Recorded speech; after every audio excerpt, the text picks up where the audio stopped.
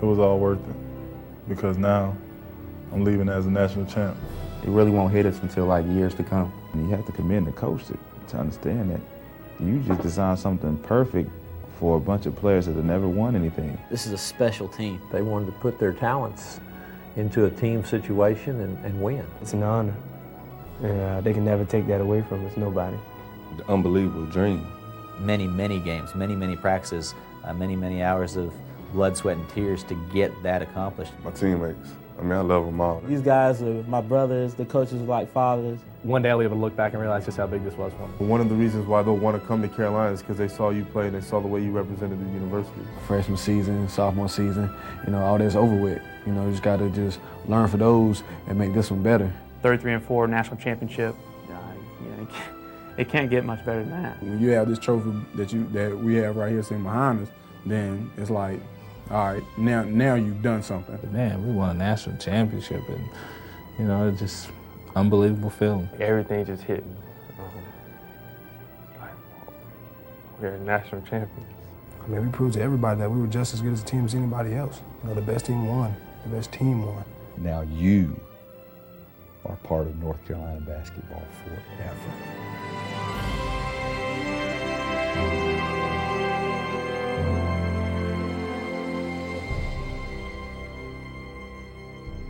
I'm Eric Montross. In 1993, I had the wonderful experience of winning a national championship as a North Carolina Tar Heel. This DVD will take you behind the scenes and on the road with the 2005 championship Tar Heels. You know the outcome. Now you will see the all-out commitment necessary for a team to be crowned NCAA champions. This group of young men, led by Coach Roy Williams, transformed into a team for all time. Williams front court. Williams on the drive. Gets it back out to Head. Long outside shot. Short rebounded. May! It's over! Carolina has won the national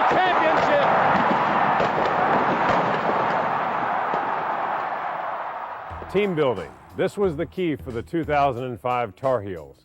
The players set the tone in the offseason by embracing one of Coach Williams' favorite quotes. It's amazing how much can be accomplished when no one cares who gets the credit. Coach Williams and staff had the same goal. What was it going to take to win it all? What changes had the capable but underachieving team of 2004 undergone? Fans and coaches alike were going to get the first glimpse, late night style. And I challenged every one of them in our individual spring meetings to do everything we asked about the areas they needed to improve. Sean May, for example, I said, you have to work harder than you have ever worked in your life, and you've got to change your body. I'm not just telling you you have to lose weight. You probably do need to lose a little, but you need to move around what you do have. I gave up a lot of bad stuff, pizza and macaroni and cheese, chicken. I ate anything that lived and walked and breathed on this earth, from grilled chicken, salmon, ostrich, buffalo. I ate all lean meats. Gotten a lot better shape that way. Get up at 7, 8 o'clock in the morning, go run with Thomas McKinney, who was our strength coach at the time. We'd run 16-100s, stretch a little bit. Rashad's got to be able to put the ball on the floor and be able to have a better assist-to-air ratio. He's got to be able to do a better job of guarding the basketball. Whatever it took, you were going to do. Whatever it took. If you had to sacrifice getting awards, you do it. If you had to sacrifice getting rebounds, you do it. If you had to sacrifice getting points, you do it. If you can't shoot no more, you still do it. Jawad's got to be more consistent and be able to handle some adversity if he gets injured like he had the year before. If we roll up on the board, it's amazing how much can be accomplished when no one cares who gets the credit. And that's been our philosophy for the whole year, and it made us successful.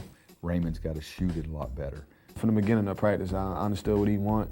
We sat down, we talked several times over the summer, about different things he wanted me to work on, different things he wanted me to think about, before the season started. And I did those things and I worked on them. So we went down the line and challenged everybody, and I told them that our success and the level of our success depends on how much you work on these things that we've talked about. The product of this off-season commitment started to appear as the team took to the Smith Center floor to play on its own.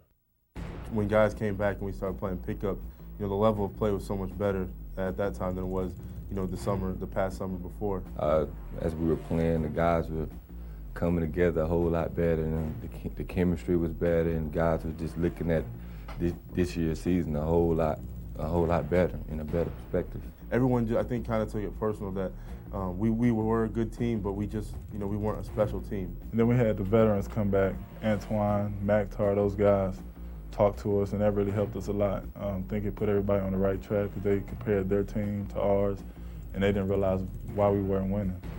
We couldn't put a finger on it, and it all came down to us being a team. And then Maktar made a statement, called us Chapel Hill Lakers, and I think that stood out the most to me because it was true. We had all the talent in the world, but we didn't win anything.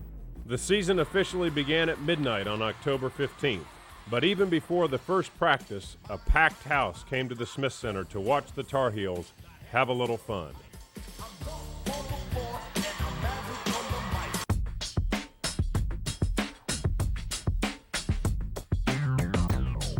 One day he just could become national champion.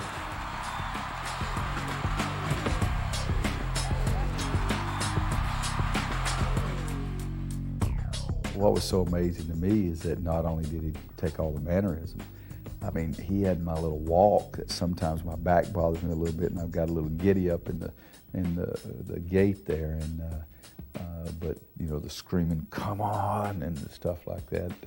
I told him it was the best I'd ever seen him. Coach just, he didn't really say much. I just saw him laughing over there on the bench after, when I was doing it, and then afterwards he just kind of gave me a funny look in the locker room and just laughed again. But I think he took it in good humor. Thank God he didn't have me on the line running the next day or anything, that's for sure. From that practice through the next month of the preseason, the Carolina coaches saw the Tar Heels focused and ready. The key components were buying into it. You could tell when practice started.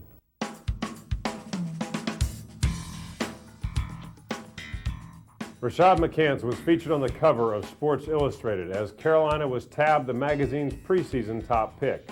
The Tar Heels were headed west en route to the Maui Invitational. But before they arrived, their first regular season contest would be a stop in California to play Santa Clara. Minus the backcourt ace Raymond Felton, the Heels lost. That meant Maui would not be fun in the sun. The first order of business would be to endure the grueling practices, which lay ahead. I'll be honest, I thought we'd play great.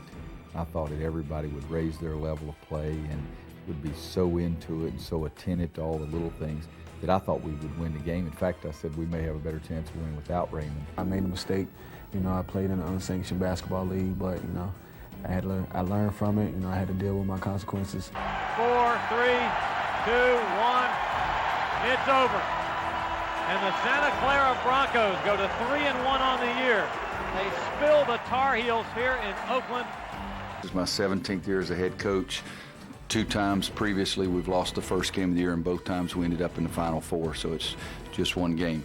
I was disappointed we lost, but in a way I'm glad we lost. Because like I said, it was a wake-up call. It made us realize that we can't just walk out there because we have the #1 ranking. We have North Carolina across our chest. Teams are not going to lay down for us. After that loss, we just felt that, okay, we can be beat. #1 seed at the beginning doesn't mean anything. This little swagger that we have, that we're #1, we're this, we're that, that's all out the window. Nobody said we were going to go undefeated, but this is a learning experience for us. And nobody really had oh my God, we just lost to Santa Clara. How in the world could this happen? That type of attitude. Everybody was like, okay, let's take this and let's build from this. A thought of the day that coach uses sometimes is, use stumbling blocks and turn them into stepping stones. The Tar Heels headed farther west to beautiful Maui. But as soon as the team was on the ground, Coach Williams let the players know that business had to come before pleasure. We were in Maui 2 days and didn't even know it because Coach said that, we're not in Maui yet. As soon as we step off the plane, we're gonna watch film, then we're gonna practice. And everybody knew what type of practice it was gonna be. They were awful. Those were probably the toughest practices all year. If you ask anybody about practice, they'll tell you Maui was tough. It was hot, humid. Everybody was just constantly sweating. It was slippery on the floor.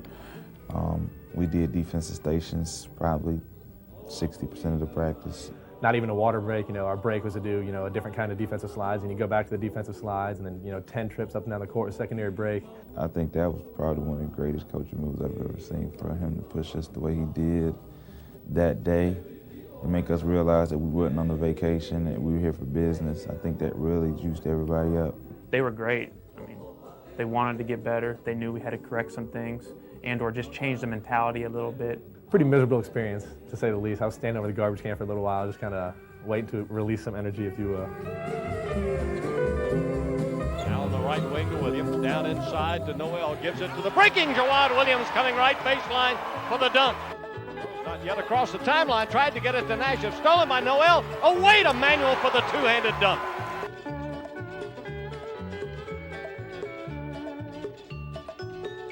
McFadden shoots an air ball from the deep right corner. Rebounded Jawad Williams off to Felton. He gives it to Sean May. Layup is good.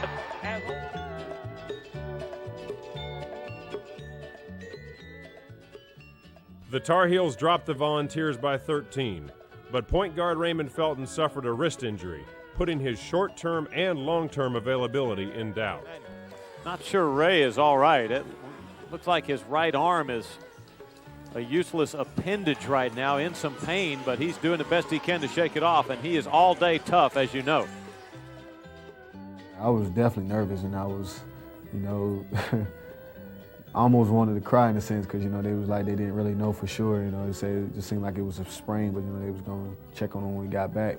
Thinking without having to go play without Raymond for an extended period of time was something that I didn't want to go through, and I knew that team was not ready to do that, particularly after we played so poorly against Santa Clara. And just play, man. Forget about it. It's gonna hurt. It's gonna hurt regardless. Whether I try to, play tentative or if I play hard. So I was like, man, forget them. Play the way I know how to play, and that's play hard. Marvin Williams and Jawad Williams, and that's Marvin Williams. Count the basket and a chance for three. That was too easy. Long pass. Oh, what a pass! Oh, gorgeous. Mostly Marvin.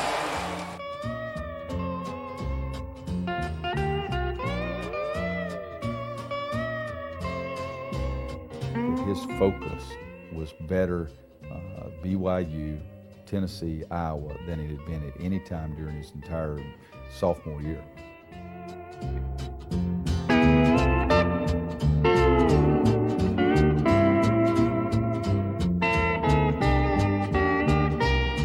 Saw what could be accomplished when we were that intense on the defensive end of the floor, and how good we could be when we start running up and down. Having Raymond back, there's no question, was big for us, but everybody else played better as well. It wasn't that we beat two teams, it was just the way we beat two teams that could compete with anybody else in the country. And when we did that, that said to me, anybody else that we play is going to get beat just like they did if we play the same way. We were just blowing teams out, and it seemed like we weren't even playing our best basketball, and we were just killing teams, and it makes you feel good. It was still a great accomplishment for this team, and I think Coach came in the locker room and said, we got our first championship, let's get some more. The rest of your life, you will remember team victories. You won't remember nights that you were great, but you will remember team victories. We play together, not just as five guys, we play together as one, and we'll have some more experiences like this right here. The next three games, Southern Cal, Indiana, and Kentucky, would put the 11th ranked Heels in one of the toughest stretches of the season. On top of that, the first contest would be coming one day after arriving back in Chapel Hill from Maui. Toughness showed as Carolina dumped Southern Cal, traveled to Indiana for Sean May's home game, and took the Hoosiers' best shot in a hostile environment. Finally, Carolina faced off against the Wildcats of Kentucky in a top 5 battle, with Smith Center fans creating a true home court advantage. Coming back in from Hawaii, pretty much having a really one day of practice for a USC team, and we just kind of blitzed those guys.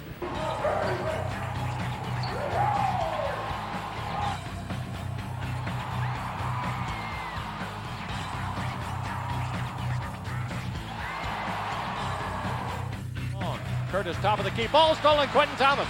Thomas in a foot race going down. Dropped it off to Noel for the layup.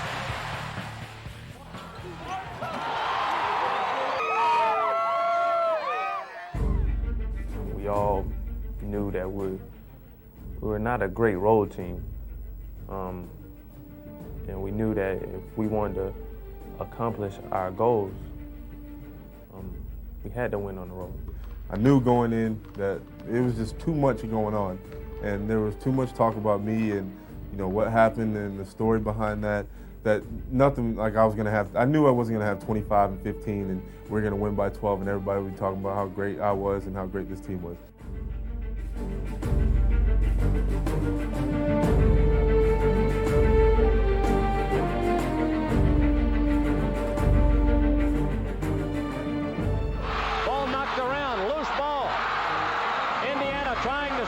Coach just told me if I came over to the bench, he said, they're not going to let you play tonight. So you can't get frustrated when you're in there.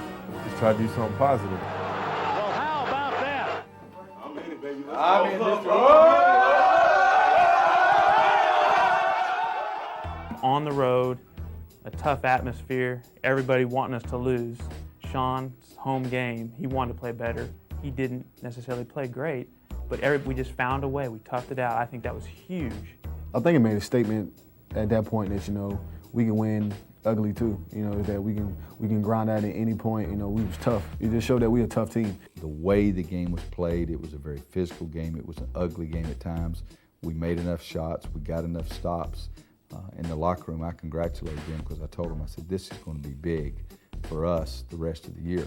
I'm not saying that Indiana is a great team, but we took their best shot. And at the end of the game, we were able to make plays. And the intensity that we had was something that I loved, and the toughness. And that is something that came out more and more and more as our season went on.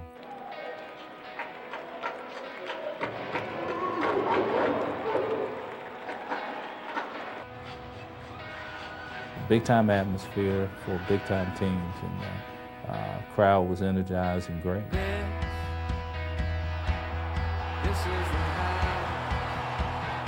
Rebounded by Williams off to Felton, whipped it to May, slam dunk.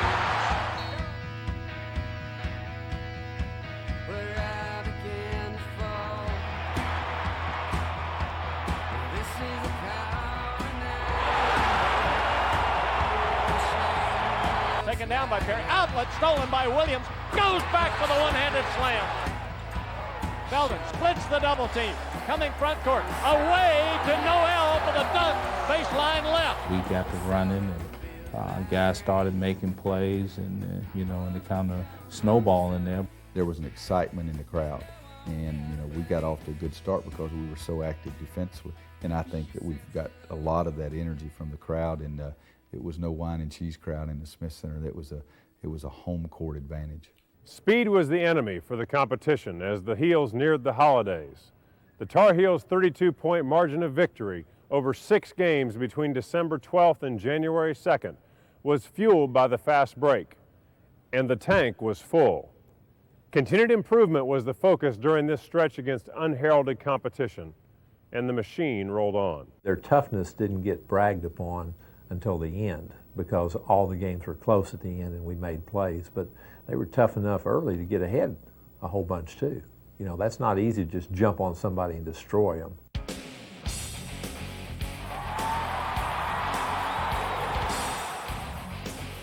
Now to Byron Sanders, down low Jawad, great pass Byron Sanders. Quentin Thomas, down low, Marvin Williams with a slam dunk. Wes Miller, way to Scott, Scott on the reverse layup is good. Through that stretch, we were like, man, we are beating people. Like, we're beating people bad.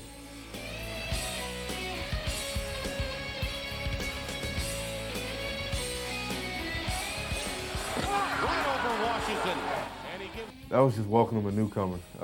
It was an opportunity to do something special. I'm not known for dunking on people, and that's something I always remember because that was probably my best dunk of my career. Coming down the left side, dropped it away to Marvin Williams.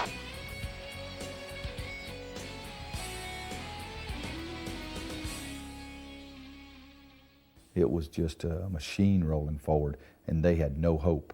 And I think that at that time, I know going back that night, I said, we got a chance to be really good.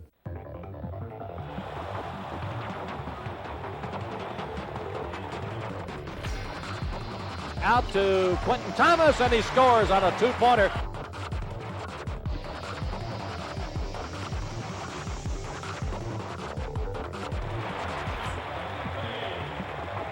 Here's Noel going baseline, got it to Sean May, right back to David Noel for the reverse layup. Vermont, I told them that this is a very capable team. It was a team that really showed people that throughout the course of the year. But let's not give them any air to breathe. Let's step on them right from the start. And we did that. Nearly loses the dribble, somehow managed to control it. Now gives it to Jawad for the slam dunk. Coombs couldn't cut him off. Oh, wait, Emmanuel for the two-handed slam. To C.J. Hooker, out to Charlie Everett, top of the key, and he gets the bounce. Nobody was talking about it, you know, we were just playing one game at a time. You know, guys had that fire in their eyes, and you know, we're really on a roll. Thomas front court, middle of the floor, on the drive, feeds off to Rayshon Terry for the two-handed slam.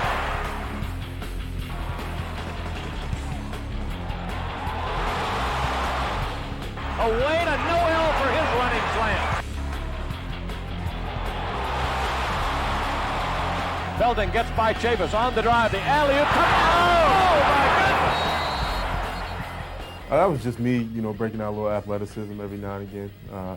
I like to keep it, packaged up, but at that time, Ray threw it a little bit too high, and I just had to put a little extra boost on it. It's a lot of fun when you got guys that can jump out the gym, you got guys that can shoot threes, you got big men that can dominate inside.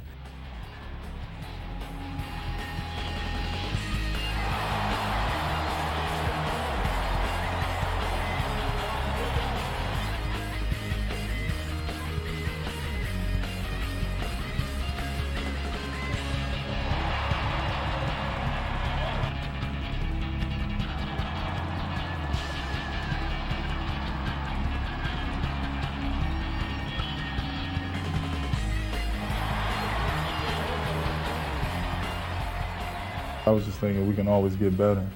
Some of those teams we might have beat by 20, we should have beat them by 30 or 40. We had lapses where we got careless with the ball. We didn't make shots or we didn't get stops on defense. The Smith Center had become our house to the players, and they were determined to defend it as ACC games began. The first intruders, Maryland and early season favorite Georgia Tech. A great balance on offense was emerging for Carolina, and it was needed as Maryland led the Tar Heels in the first half. I remember that game specifically, a timeout. I said, hey, they're making some shots. They're not going to do that over the course of the game, and particularly if we get it going up and down, we're going to take their legs away. It's our speed, our ability to score, because we could push that ball up the floor. We had guys that could run, guys that could finish, and that's what it showed, because all of a sudden, it's a 4 or 5 point deficit. Next thing you know, we're up 25. We scored every way possible, and we used all of our weapons. In the corner to Rayshon. Rayshon down low to May. May, reverse layup, good, and he's fouled by Bowers. Now here's Rashad working top of the key, trying to go down the lane. Fingertip roll with the left hand. Nice. Down to Jawad. Jawad taking a shot from the wing. Here's Marvin. Got it for three. Big one.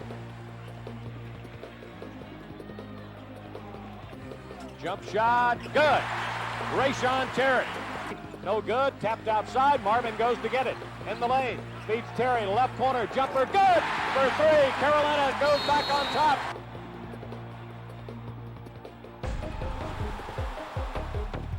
Just getting an opportunity to get in there and just help my team get a spark going, and making a couple of plays when I scored, just get some highlights going. This year, when we got the added depth with Q, Rayshon playing more, and definitely Marvin, guys were like, all right, let's give it all we got on both ends. And we went down, played defense, and when we got tired, we were quick to throw at the tide signal because we knew we had somebody coming in.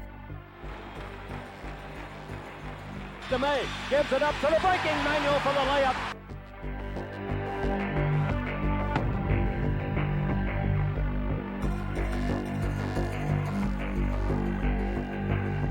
Holy smokes! Really the first time that I was so impressed by just our base, solid, fundamental defense. Kentucky, we had made them turn it over. You know, Indiana was an ugly game, as I'd said, but the Georgia Tech game is where I said, hey, we can guard people. Scott coming down on the left, dropped it back to Jawad Williams for the two-headed slam. I didn't see Jawad coming. For us, it was all about sending a message to the rest of the league that, you know, you come into the Dean Dome, it's going to be hard to get a win.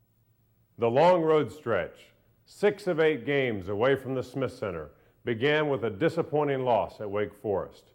This game broke a 14-game winning streak and served as a wake-up call for the smooth-rolling Heels. Coach Williams brought the team back into the classroom, returning to the basics that had launched the 14-game streak. The result? 5 consecutive victories. Winning 14 games straight, people started talking about it. Okay, everybody started getting hyped up a little bit, you know. We're big, we're this, we're that.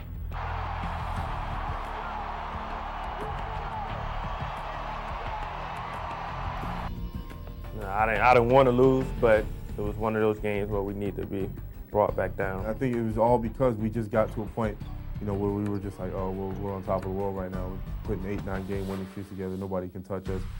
We didn't play our game, and that's what we talked about. We did not play our game. You can't talk it. You got to go out on the floor and do it. And we spent more time talking than we did doing. Coach is a lot of things, and he's a great coach. He's a great person, he's a great recruiter, he knows how to run a program, but above all else, he's a great teacher.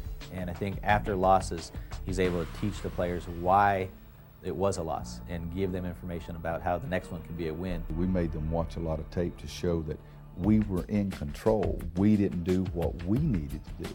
If we do what we need to do, then some of that other stuff may not make any difference. So we're pretty dang good. If we can go to the number 2 team in the country and get beat 13, and it's a close game, and they hit 32 out of 32 from the line.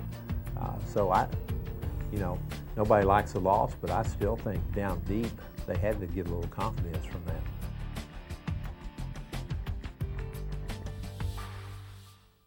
3-on-2 break, Felton in the middle, off to McCants, the drive and the left-handed dunk. He flushed it.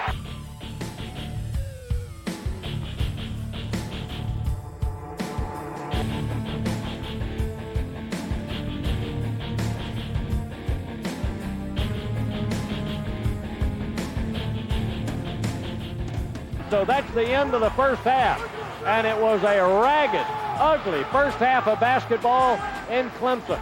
I'd say it was for sure the most heated locker room we had all year long. I was the most animated, I was the maddest.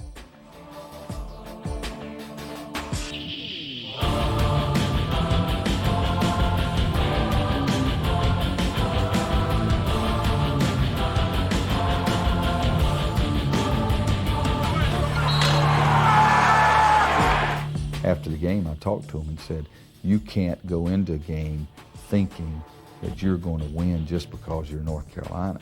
You got to go in a game thinking that you're going to win because I am North Carolina and I'm going to beat you. During practice the day after the Clemson game, former Tar Heel and NBA legend Michael Jordan paid the Tar Heels a visit. Just told us, you know, we have the talent. We're right there. It's just up to us, you know, whether we want it or not. And I think that, you know, guys took that in, you know, it sunk in. For the team, he just told us we had a chance to do something special. And, you know, he was part of a national championship. That's something that no one can ever take away from him. And that was something that we wanted to do ourselves.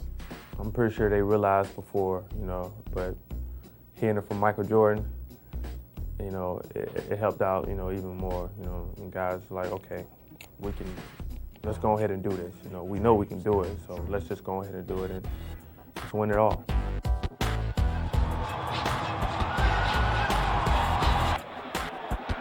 Here's McCants outside, didn't take it, goes to make. Hard dribble, then the dunk with the right hand, left side. Here's Manuel, he'll try the 3. Got it!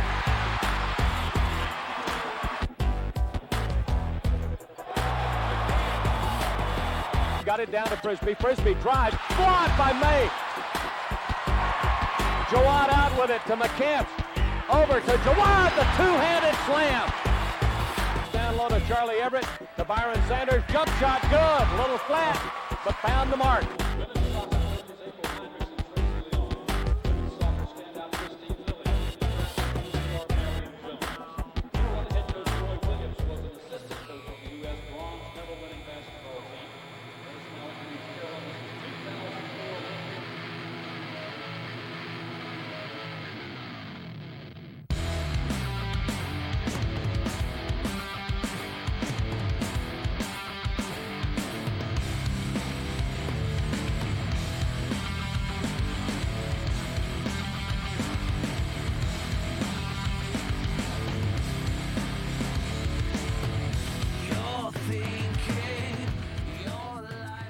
I told him at halftime, I said, there's nothing I can say because you played pretty doggone well, and I can sit here and I can nitpick and I can pick 1 or 2 or 3 things, and I did a little bit of that. I said, but folks, hey, you played your buns off. Let's go out and finish it off. Felton takes it all the way through, lobbed it up, it wouldn't go, and the dunk by Jawad Williams, blocked by Sean May. One dribble then to Felton. Felton with a bounce pass to David Noel on the drive for the layup.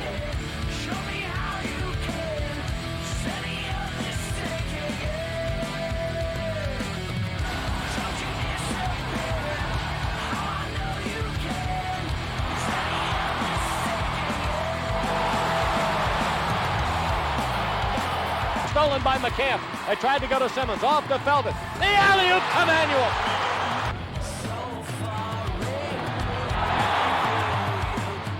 Now Noel down low to May.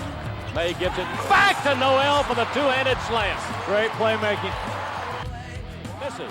Felton with a rebound. Ahead to Marvin. Watch this. Oh! It wasn't difficult at all. You know, I just like to win.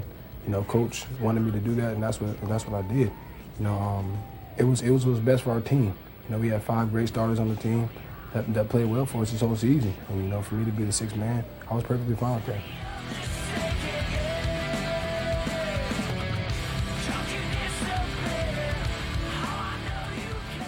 Manuel on the steal. Long lead to Marvin. Marvin going down for the slam dunk and the foul.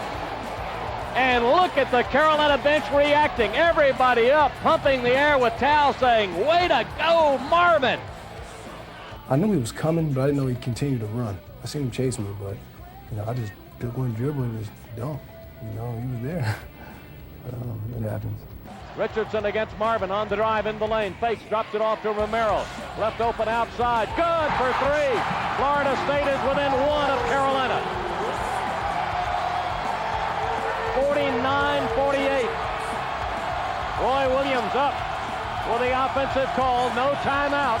Just telling the Tar Heels what he wants them to do. Felton with the alley-oop to McCamp for the slam dunk in behind Romero. Understand that at every game, somebody's going to give in, and it's never going to be us. Last year, you would have given in.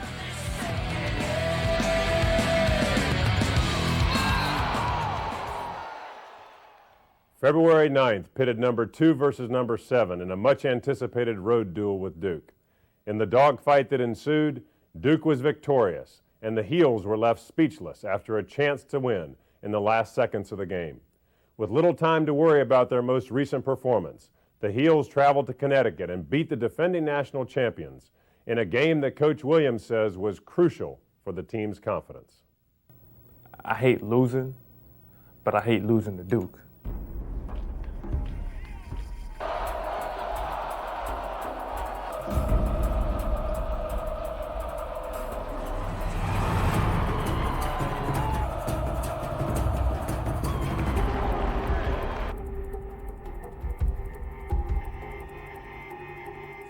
It's basically a dogfight out there, you know.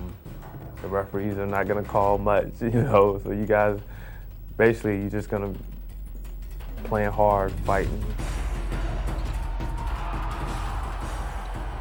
Felton coming front court against Ewing. Across the timeline on the left side. In the center jump circle with 10, 9, 8, 7. Here's Felton. Felton spinning away, looking. Got the ball to Noel. Will they get away a shot? They lost the ball out of bounds. It belongs to Duke. The game is over. We did not play very well. We weren't sharp. We weren't smooth. We weren't this. But we competed and had a chance to win at the end when we had been so sorry. And I told them I was not trying to con them. I was pleased about that part, that we had a chance to win the dadgum game at Cameron Indoor Stadium against Duke University, and we had played poorly. We were definitely sitting there just saying, we cannot keep losing to these guys by 1 point. We cannot just keep doing this. It's just, it hurts too bad to come over at Cameron and lose by 1 point. It's tough, you know, knowing that we could have beat them every time we played over there, you know, and we didn't come through with it. So it was one of those moments, it was just like, not again. You know, just looking at each other like, Can't believe this. I picked out 10 or 15 plays and I said, all right, let's watch this. If you had done this differently, it was a 1-point game, we may have won. Picked out another play. If you had done this differently, that would have saved us 2 points. It was a 1-point game, we might have won. Don't let people blame this on Raymond Felton, because Jawad, Sean, Rashad, Marvin, Roy, all you guys screwed it up. It was our team that lost the game. The guys come out on the floor to warm up. There's Rasheed Wallace standing on the court, cheering those guys on. He is in their huddle, before they get ready to come out on the floor to warm up. And then guys just stepped up and made plays.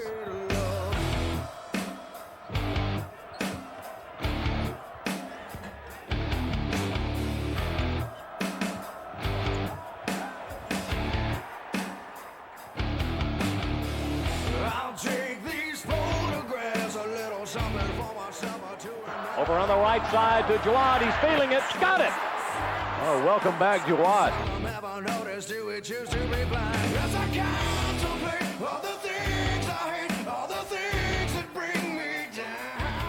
Sean May up with it, gives it away to Rashad McCants, and McCants gets the left-handed dunk. You know just what to say. It seems like everything you wanted always went your way. So we don't need to speak, 'cause I think that game may have given them 10 times more confidence than the Duke loss hurt their confidence.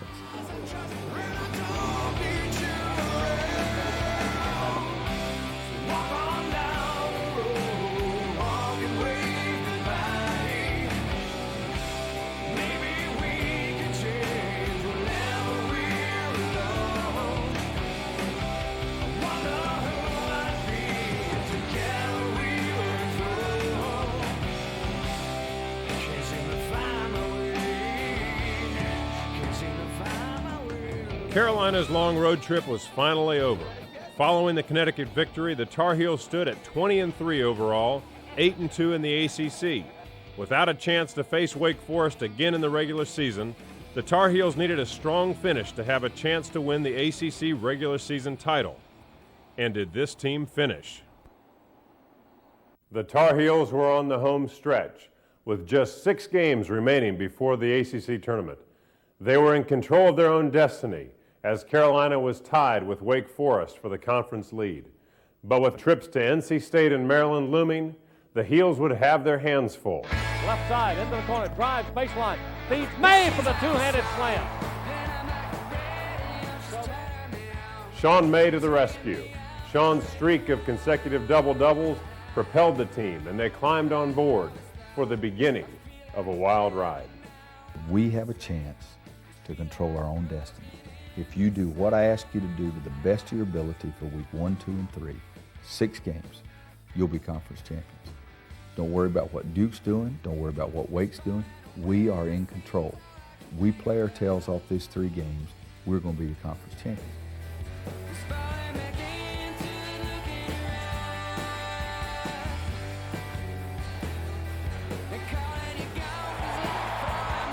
Drive, scooped it up, wouldn't go. Sean May with the stick back, good. Felton looks inside. Here's McCants outside, pushes it into Jawad Williams, and he scores on the layup left side. Holly right at the top of the key, trying to drive into the lane, scooped it up, good.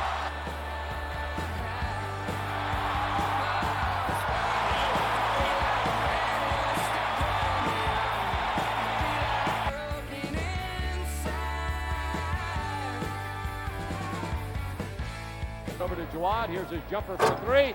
No good. And Sean May with a rebound and the stick back against Jawad. Now gives it up to Scott. Nearly lost it. Scott trying to save. What a catch! Marvin away to Jawad for the slam dunk. Holy cow! Whoa, whoa, whoa. The Tar Heels had won 3 in a row, but all was not well as Carolina traveled to Raleigh to face NC State. Leading scorer Rashad McCants, not feeling healthy since the Duke game, had been diagnosed with an intestinal disorder and would be out indefinitely. Fatigued constantly. If you can tell, during the Duke game, I was constantly coming out with 2 minutes, every 2 minutes or so. And I didn't know what was going on because I got winded a lot quicker than I usually do. I couldn't shoot from as deep as I wanted, like I used to. And didn't have my legs, and I remember airballing in Connecticut. That's when I really knew something was wrong because I never really airballed. Everybody has to pull together now.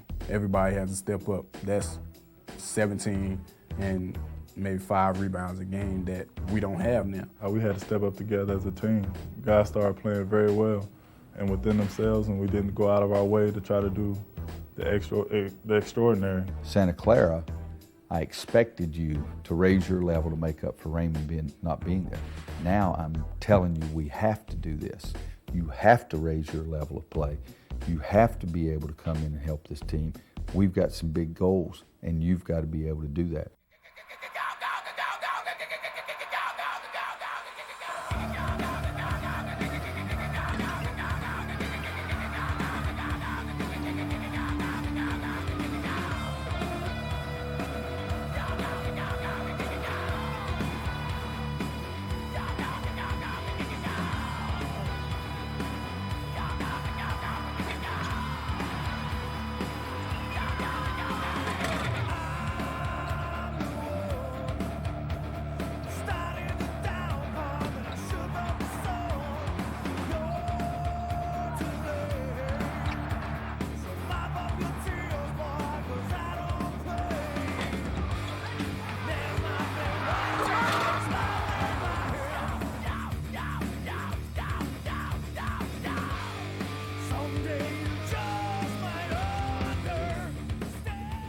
It's North Carolina. It's not that name on the back.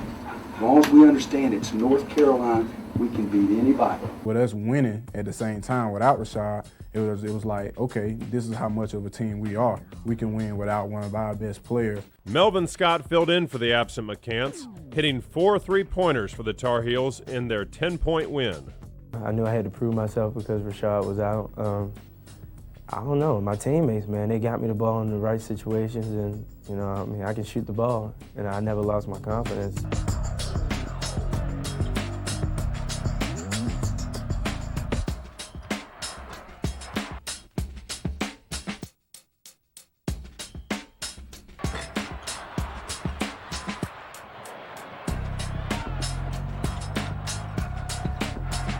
I just had a chip on my shoulder that I was going to just attack teams. I was going to play better. I was going to make things happen, and I was going to make sure we win. He just, boom, started making so much better decisions and not taking as many chances with the ball.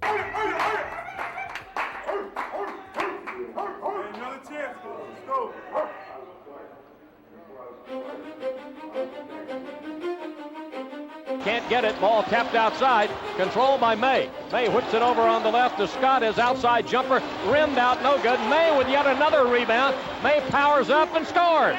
Sean May, what work off the offensive glass. 35-32. Noel feeds Manuel. A 3. Good. Jackie Manuel. When we got the steal, I was just like, all right, we got time. And when I actually caught the ball, I looked right at the shot clock, and I seen that I still had like 2.5 seconds left. So like once I got it, I was like at half court, and I was just like, all right, I can get there, and I just took off. Noel looking down inside, gives it in the corner to Manuel, shoots it right back to Felton, whips it down inside to May, up for the shot, he scores, and Gibbs commits the foul. May against the back way to Jawad, now to Felton, the alley-oop to May for the slam dunk over Cantor Medley. Scott, off it comes to Felton, 1:10 to go, 81-80 Maryland, back to Jawad, long 3, yes! By the Jawad screen, Felton on the drive, takes it all the way, lays it up, and a timeout asked for by Roy Williams. It's 85-83 with 18.9 seconds remaining. I came off the ball screen, it was open. I just took it all the way to the basket. Sean did a great job of sealing his man away where he couldn't get to my shot, and I had an open layup. I just attacked. Everybody's running out high-fiving him. Coach gets everybody around. He's real intense. He's yelling at the guys. The game's not over yet. You still got to get a stop on the defensive end. Lobs it out to Jones. 5, 4, 3. Here's Jones on the drive. Blocked away by May.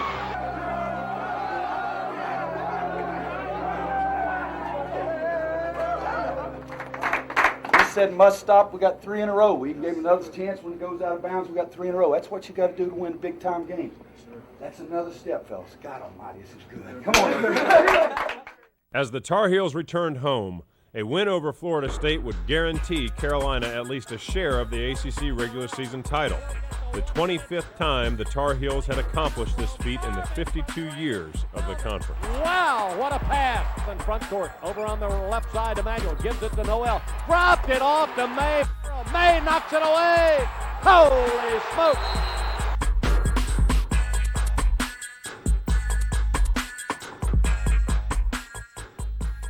Getting a double-double to me is what I try to achieve every night, and I didn't, say it to anybody. That's just what I felt for us to be successful. I would have to do, especially on the boards. He's got a great mind.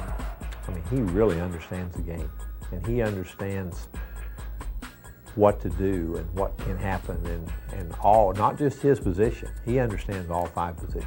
It just happened. I was playing well, and sometimes when you get on a streak, you just keep it going. Everybody wanted to get him the ball. He became more confident in his ability to score in the low post. By any means, it wasn't me. My teammates, helped me a lot. Coach put me in great situations. During practice, some practice he wouldn't miss a shot. Now he just embarrassed me a couple of times, just wouldn't miss the shots. I felt nobody could guard me, and I felt if I got the ball, we had a great chance of scoring. And I think that was just because my teammates had confidence in me, and coach had confidence in me. And anytime you're getting praise from your coaches and your teammates, and you're shooting a high percentage, and you're being successful, it just keeps adding on. Every rebound, it seemed like he got, and every way to score, he did. It wasn't like the opponents can say, we have to stop Sean May from shooting a jump hook. You basically had to stop him from getting the ball. Senior Day and Duke at home. These 2 events signal the beginning of ACC tournament time and the culmination of 4 years for graduating seniors. Scholarship players Jack Emanuel, Melvin Scott, and Jawad Williams had come full circle, experiencing challenging times and sweet success in their 4 years at Chapel Hill. In a game for the history books, Carolina was down 9 points going into the final 3 minutes. The Heels proceeded to win the game in thrilling fashion and capped off the evening by winning the regular season outright and cutting down the Smith Center nets. Unfortunately for the Heels, the ACC tournament was not so kind, as they were dismissed by the Yellow Jackets of Georgia Tech in the semifinal match. Jawad, Jackie, and Melvin, what they had gone through as freshmen, and the way they had continued to come back. They hadn't left, they didn't transfer, they came back to try to make it better.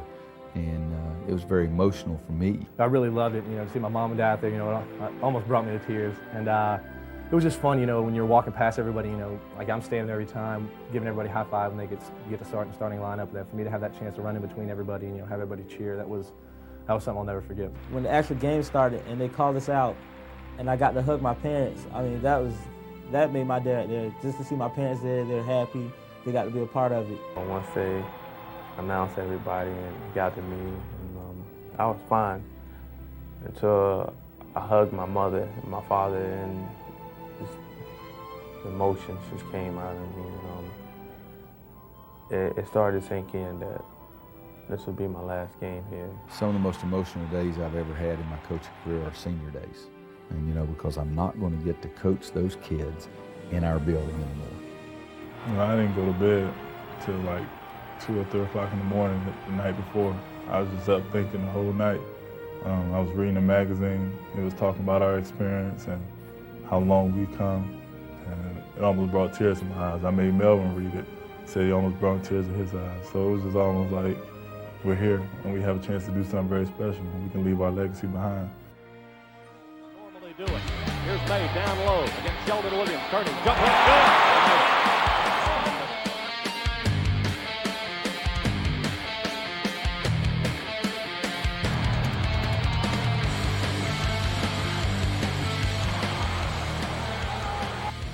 Nelson picked up by Noel. Double team there. Noel with the interception. Got it to Felton. He scores, and it's a 2-point game. Manuel going down. Nelson will try to cut him off. Oh, and Manuel gets a rousing slam dunk. Score tied 19 all.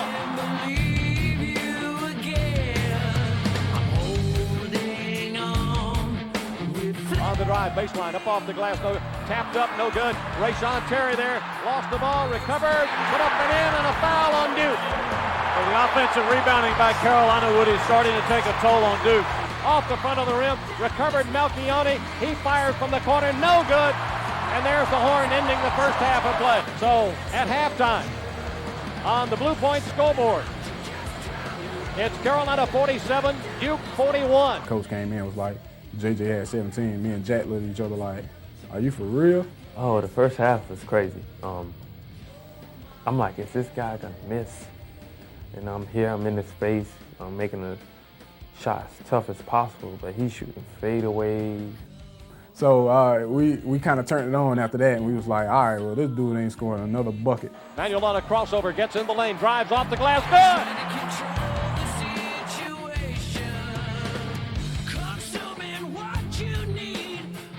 Here's Belden, can't get in the lane, got it to May. May turning and got the two-handed dunk against Sheldon Williams.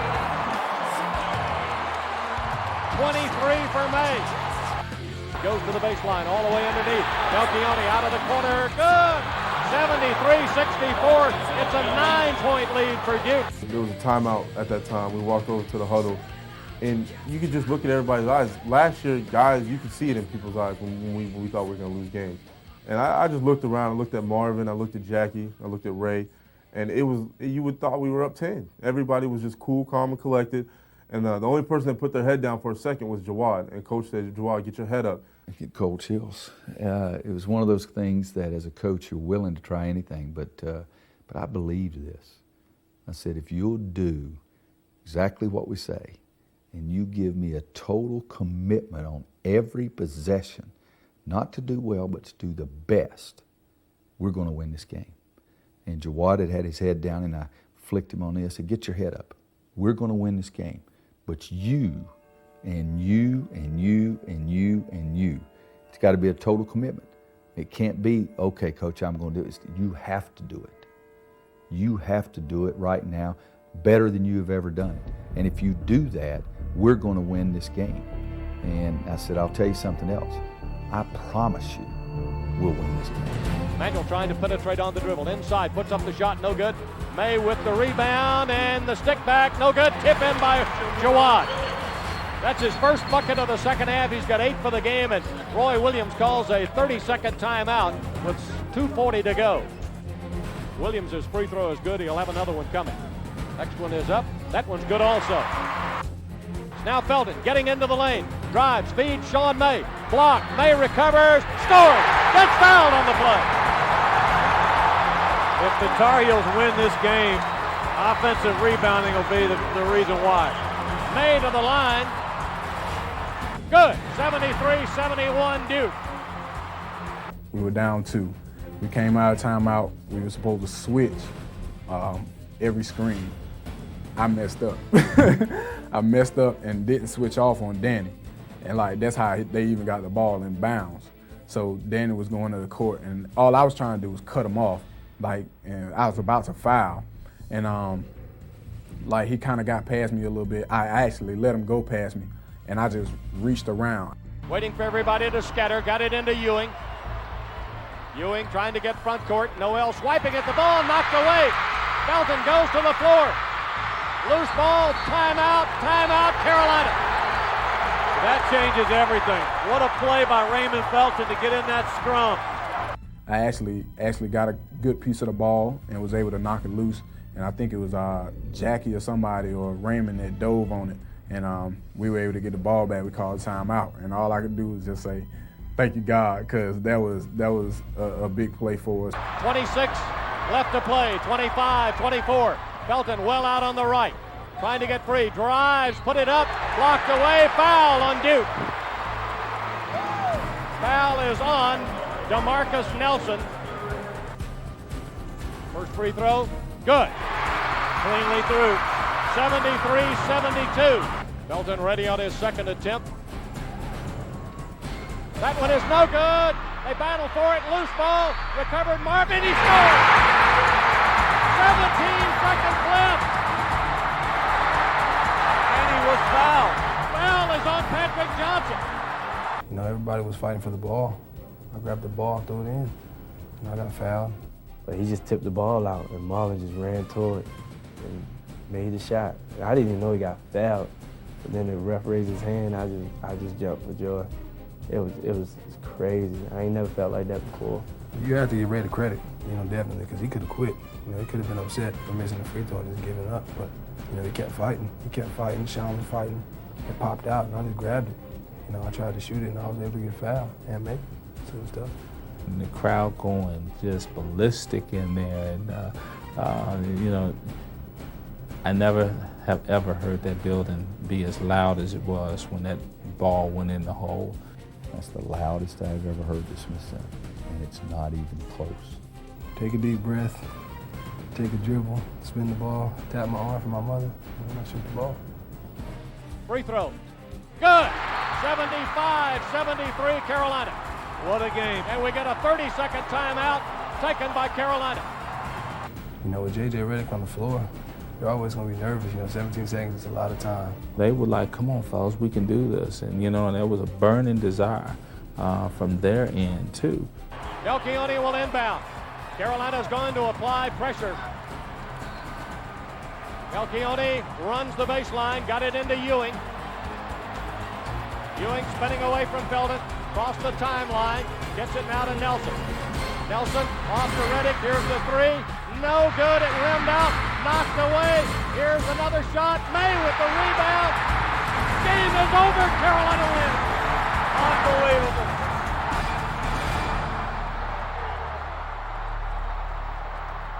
It was wild, I waved to my family. I saw my brothers out there on the court, so that was pretty funny.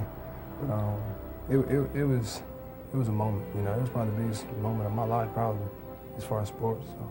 Still in the back of my mind, I knew we still had some business that we had to finish.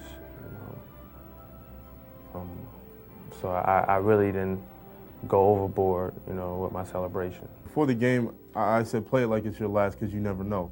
And for me to go out with a 26 and 24 game, my last game in the Dean Dome, is a great way to end my career. To see how everyone played together and fought, and nobody cared who got the points or what happened. I think that helped us going into the tournament. Gives a lot of firepower, a lot of motivation to go into that tournament and tear guys up. This is the most bizarre game I've ever been a part of, but it was the best game I've ever been a part of in terms of the feeling at the end, except for the national championship game, of course. It was the same type of feeling at the end. And the way it ended, I don't think somebody that wrote a story could describe a better ending.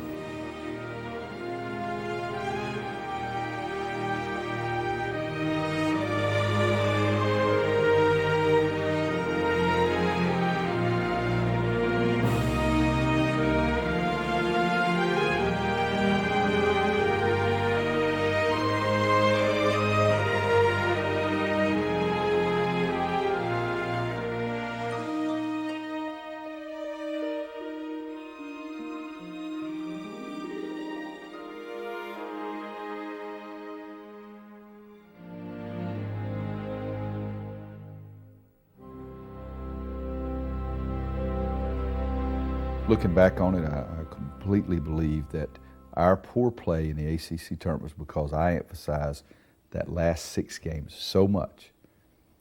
And if I had to do it over again, I'd do the same blessed thing. Getting the ball on the baseline. He turns, outlet pass goes to Felton. Long outside shot, good, and Carolina's off to a 3-0 advantage.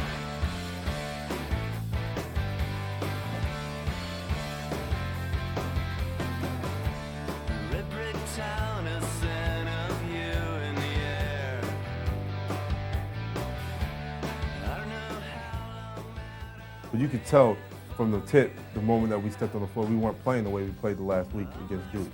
We didn't have that bump in our step that we normally have.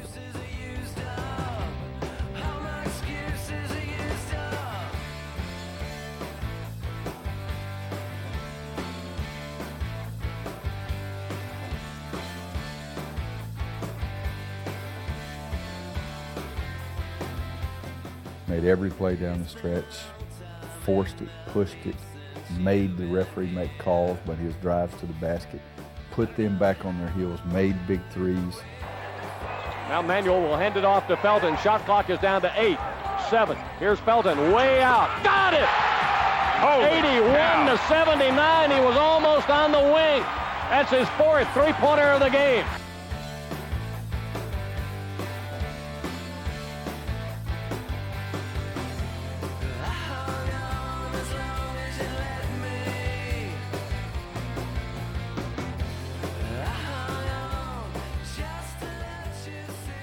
Manuel trying to drive to the baseline, trying to slip underneath, scores and gets fouled. 9.6, here comes Felton front court against Mario West. Down to McCants, the jumper, no good, front of the rim, and the game is over. McCants had a good look, an awfully good look. It was online too. I think we just lost focus for a second, you know. I won't say we got a big head, you know, we just kind of relaxed, you know, didn't really play the way we were supposed to, play with intensity, play with the fire, play with the desire, you know, something that you should never lose when you're trying to play a game. We just didn't have the intensity that we normally have. I don't think we had the heart that we normally have. We definitely didn't defend. You know, it was the ACC tournament. Nobody knows what happened, you know, but we changed. The bandwagon that had been full all season was emptying, as North Carolina fell into what many said was the toughest bracket in the NCAA tournament. But the boys in blue had other ideas about how their season would end. The Tar Heels were sent to Charlotte and entered the big dance as the #1 seed in the Syracuse region. It would require 6 wins for Carolina to reach their preseason goal of a national championship, and Oakland University was up first for the Tar Heels. We talked about getting focused to play our best basketball for 3 weeks. Best basketball for the next 3 weeks. If we do that, this is going to be something special. Us going into the NCAA tournament, close to home, and to win big like that shocked a lot of people because of how we played in the ACC tournament. I think we faked people out. I don't know, I mean, it wasn't purposely, but when they saw us in the ACC tournament, I was like, I know a lot of people like, yeah, they're going to go down to NCAA.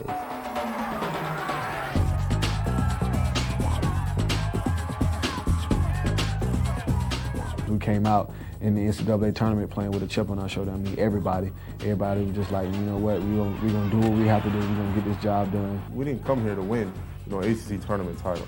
You know, we came here to win a national championship. We didn't come here to win a regular season ACC title. If we did it along the way, great. But, you know, we came here to win a national championship. So everybody get your mind right. Let's get back to playing the way we were playing before.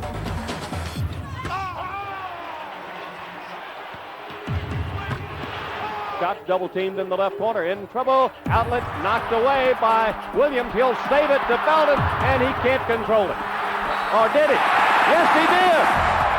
Emmanuel. You know, guys were hustling, you know, putting their bodies out there on, you know, Marv trying to save a loose ball, you know, didn't care where he landed.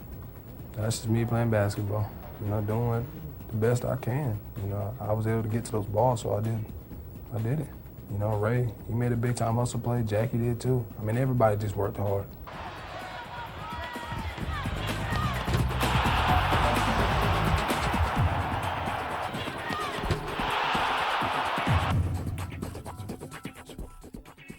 I rate our running games are probably one of the best in the country. Cause we run, and we see other teams playing. I think we can run with anybody. What those teams didn't understand is that we were not just running to offense, but we were running, you know, on both ends of the court. Let's get that to get down. The lights is on now, so let's get it done. Together on 3. 1, 2, 3, yeah!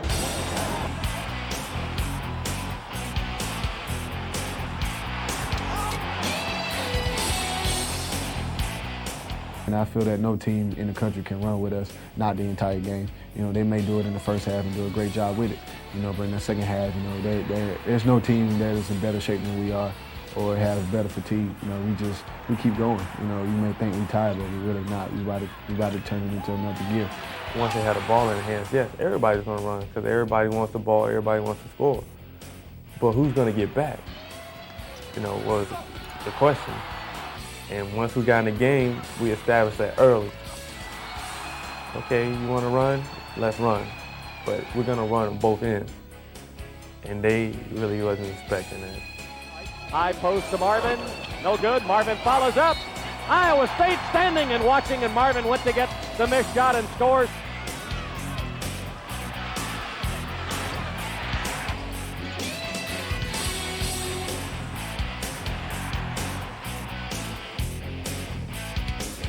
Belden with a look away to McCann for the dunk.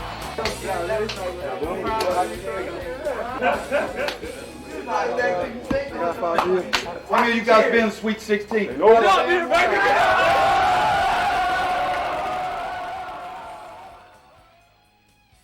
only gets more fun. Each and every step we take, it gets more fun, more fun, more fun. Yeah, baby. But they enjoyed the winning. And I said, hey, this is pretty good. But you have no idea how much fun it can be, how much fun it's going to be if you play. The Wildcats of Villanova were waiting in Syracuse, hoping to be a spoiler for the Heels' dream of a championship. With Raymond Felton on the bench in foul trouble, a total team effort would be needed, including on-the-court leadership from senior Melvin Scott. The win placed the Tar Heels in the regional final against Wisconsin, with a Final Four berth on the line. We win this game. If we pull this one out, yeah, it's meant to be. Villanova game, I think that was the toughest game of the tournament.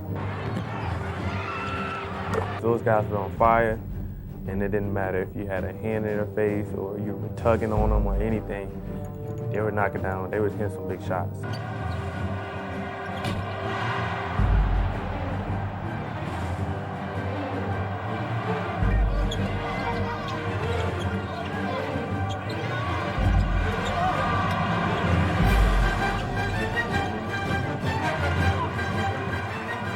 We weren't playing well. We go in at halftime, the coach just says, find a way. You got to find a way. If you want to win the national championship, find a way.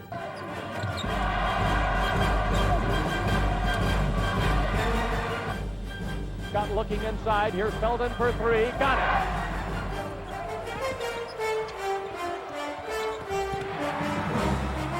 Side gives it up to Marvin. Shot for three. Got it. Marvin Williams from the left wing drops in a three-pointer. Raymond fouled out, which hurt us a whole lot. I just been playing the same way I played all year. I play aggressively. I play tight defense. It's just the way I play, and it haven't been a problem all year, but it seemed like it's been a problem in the tournament. That at this level, I needed to have in the game the most experienced person I could have, and that was Melvin. Every Tar Heel fan was nervous. All the players were nervous. Coaches were nervous, but I was like, hey man, it's something I got to do. I'm ready. Let's do it. At one of the timeouts, I said, we're okay. This group is good enough to win. You don't have Raymond, but this group is good enough to win. I take positive for negative situations. So because we went 8-20 and I had to play that point guard role, it prepared me for something bigger today. On to Nardi, top of the key. Nardi's three is good. 64-59. 30 seconds to go. Melvin Scott, who will go to the free throw line. It is a place he's not visited that much this year. 11 of 17 in 33 games. 65%? Yep. You got to knock these down if you're going to move on. I knew they were going to go in. Because when Melvin stepped into the game, he cracked jokes once again. Like, it's a serious moment. Everybody's tense, and Melvin's running in like, yeah, time to holler at your boy. He run by us. He laughing on the court. They foul him. He's still laughing. He goes up there. I'm like, he going to make him because he's loose. So Coach Williams pulled me up in the huddle. And that's the first time I ever heard him mention this, and I didn't think he understood my background, where I came from, where I come from. He was like, man, you've been in tougher situations than this. This is nothing. And I looked at him, I was like, I know, you're right. And I just shook my head like, you're right. Stepped up to the line and hit the 2 free throws.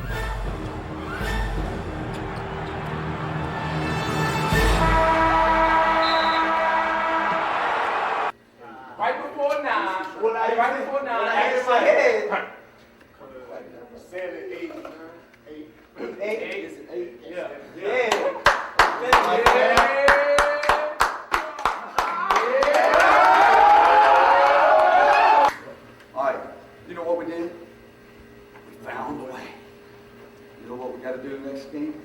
Find a way.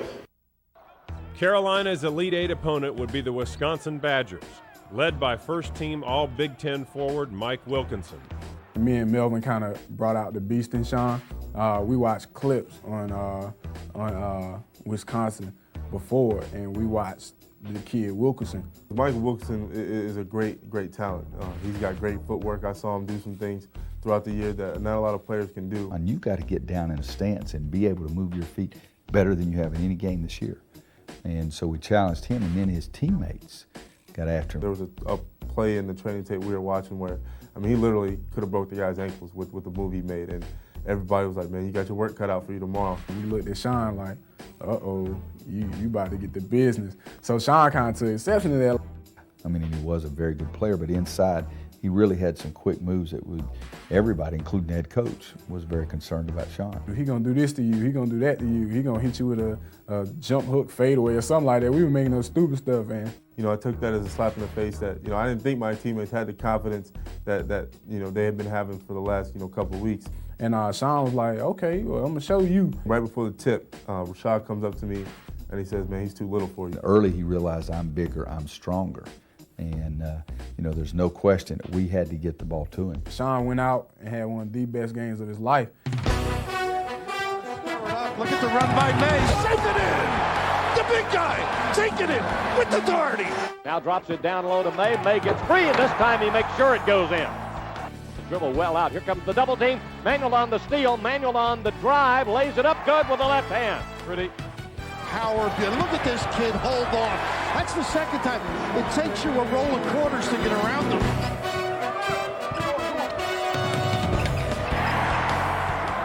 Here's Chambliss. We're tied. Wilkinson is doing it all. My goodness. A big May in the locker room, everybody, we didn't really say much, And he just stood up and shot 20 minutes. It's like, that's all, 20 minutes. He's like, the first half is over, all we got is 20 minutes. Caught up in the double team, intercepted by Manuel. Here come the Tar Heels. Manuel on the drive, gives it back out front to McCants. His long three, good.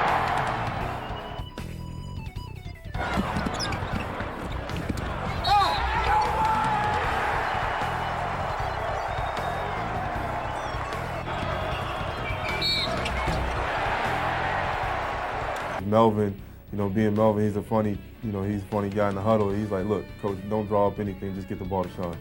And I think it was two people. I think Sean got positive feelings from Melvin and from Jackie too. I mean, we got to get the big dog the ball.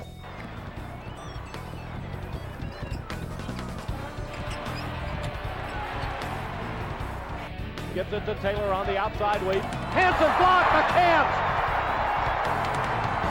Hanson, who's been deadly from the outside, tried to take a jump shot coming off the screen, and McCants blocked it.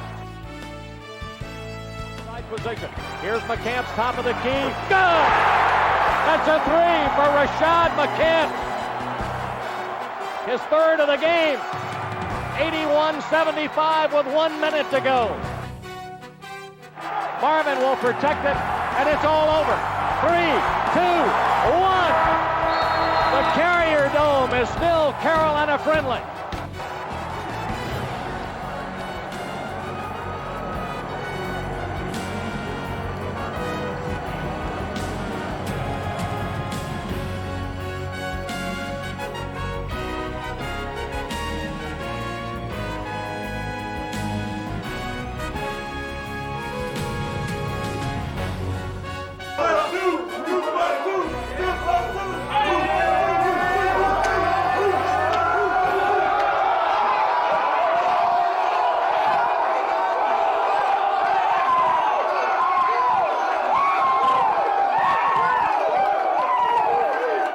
T-shirt that when we were at Kansas, it talked about only the elite wear this, and it has 2003 Final Four. And I just kept telling him, man, you got to take that off. He's like, man, I hate that T-shirt. I said, well, if you want, you know what, you can get one if you take care of business. He told me, you get me one, I'll take it off. We were coming to the arena for the game. I said, Sean, I've done my part, and I opened up this little plastic bag, and there's my T-shirt, and then he said, I'll see you after the game. I was excited when he got in the locker room just to rip it up and throw it in the trash can. And then he'd all of a sudden, after the game was over, he just rip it up in the shred. It was ripped up, nobody could wear it. So, you know, it's nothing against the people at Kansas by any means, but if it helped motivate the big fella to play a little harder and do a little bit better job, we'll work on another T-shirt with another player at another time. He didn't like Coach Robinson's Final Four T-shirt. He's been wearing it for 3 days. Final Four T-shirt from Kansas, man. Project, man. Carolina, man. As I said last night, it's bigger than any of us now. It's not any one guy. It's our team.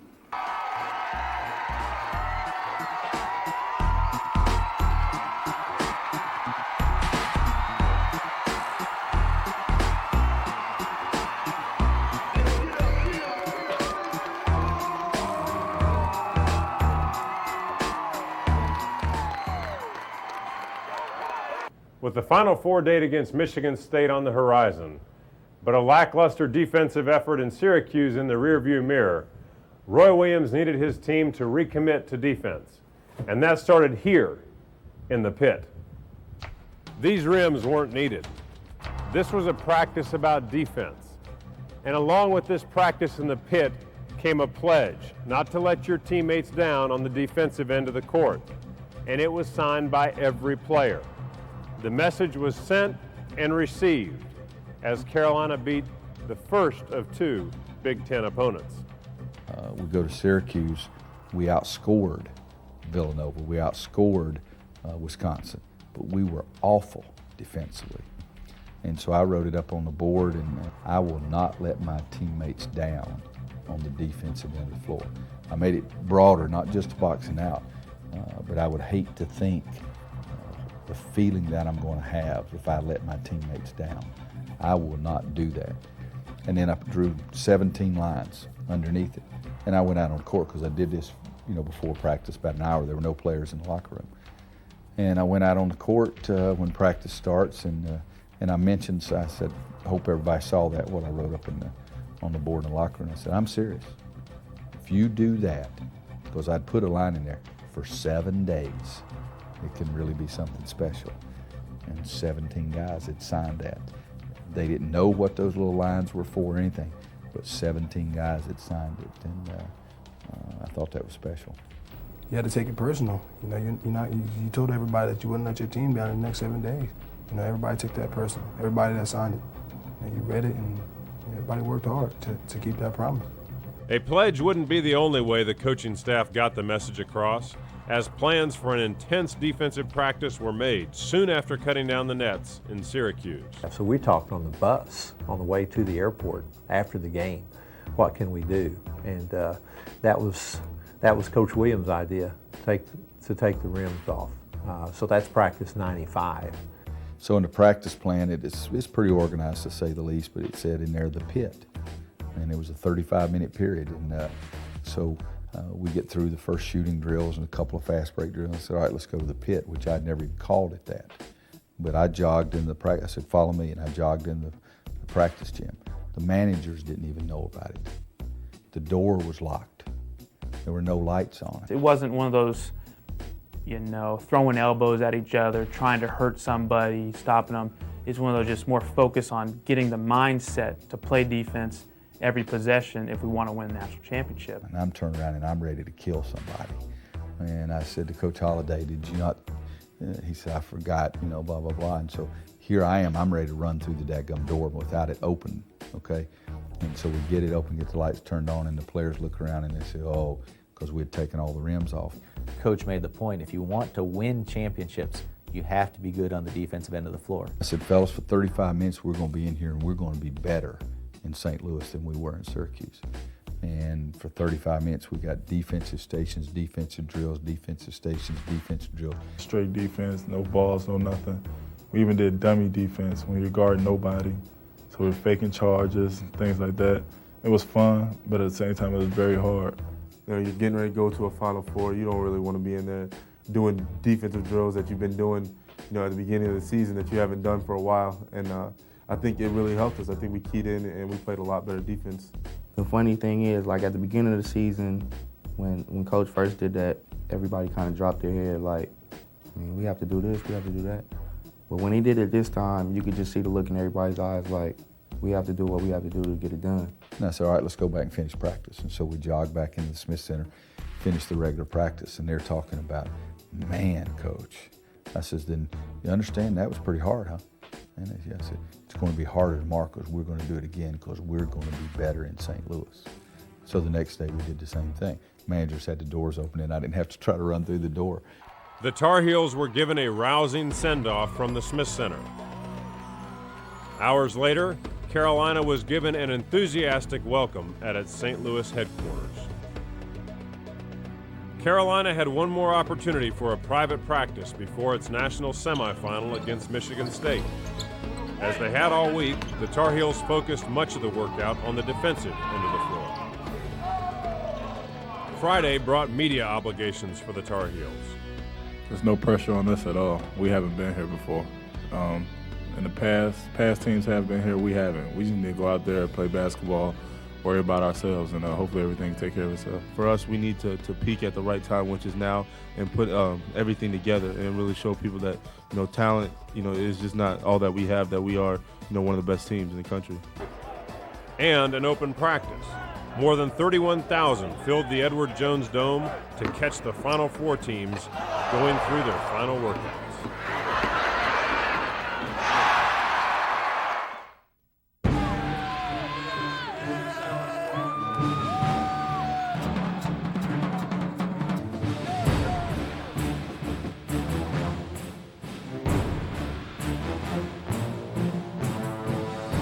Against the bounce pass down low to Jawad Williams, right of the lane, turns baseline, puts up the shot and scores.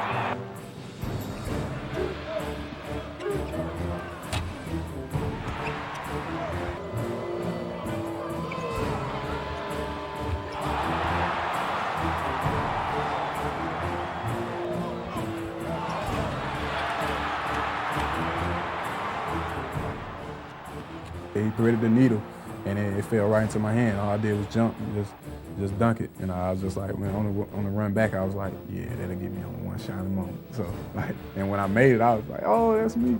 Here's McCants, pushed it to May, dropped it off to Jawad Williams, and he got the slam dunk. But by me being a senior, I felt it was time for me to step up. Sean had been playing great, but for some reason I noticed Sean wasn't going to be himself for a half. So I figured somebody had to step up. And I was so confident that I even took terrible shots just because I had the confidence that they would fall.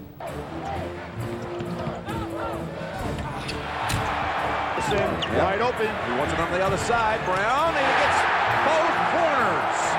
Terrific job by Michigan State to hit ahead.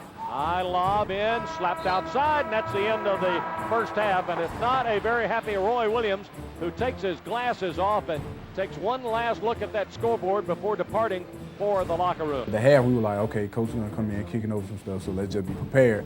But he came in and was like, okay, this is what we have to do. And I think like that shocked everybody. I was animated at a couple of moments, but it wasn't one of those kick over stuff kind of things, but is how dare you do this to yourself? Look at the stage that we're on. And once it happened like that, we were just like, wow, all right, let's go. Down low to Jawad. Jawad backing in on Anderson. Turns, puts up the shot short with it. May is there. His put back good. He got the roll. What they were doing to us in the first half, we started doing to them in the second half. And the difference was that like most teams we play, you get fatigued, because some teams just only run one half, and they can't run the whole game, and that's what happened to Michigan State. We just started outrunning them. Felton on the drive in the lane, takes it all the way through, scooped it up with a left hand and scored. Raymond Felton. I think the thing that changed throughout the game is we know teams can run, and Michigan State likes to run, but they can't run like we do. They can't run for 40 minutes, and I think that's what you saw is we just kept attacking, and they gave in. May on the left side will push it to Marvin. Now to Felton. Now the lob inside to May for the slam dunk. 79-66. 22-point Sean May.